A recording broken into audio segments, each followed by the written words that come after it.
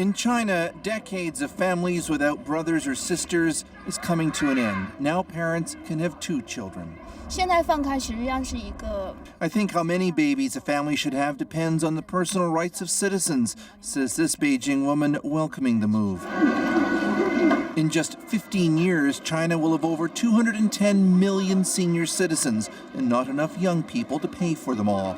It's an economic disaster in the making that today prompted China's Communist Party to act, says this UBC prof. So you can imagine what will happen to China's economic growth if they have this very heavy old age burden. The one-child policy is one of the most well-known social experiments ever, and also one of the most draconian. It prompted hundreds of millions of abortions and sterilizations and forced an untold number of Chinese families to hide extra children. It was a human rights black mark for that country, and getting rid of it is important for Canada, says this immigration lawyer. We're going to see more trade.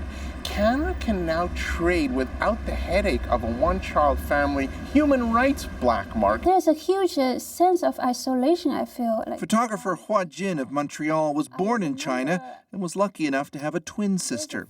Most of her friends, though, had no siblings, and she set out to chronicle how the policy has affected family relationships over the decades. When kids, they don't have a sense of sharing things, not even sharing, let's say, like physical things or emotions.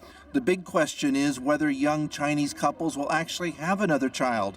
Maybe not. Lots of them questioning if they want a second one. There are lots of consideration in terms of financial situation, like economic situation. Also, it's difficult to go to school. The legacy of the one-child policy will be intensely debated. That country's 1.4 billion population has stabilized, but was the policy the cause?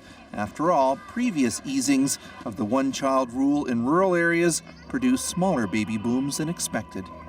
Chris Brown, CBC News, Vancouver.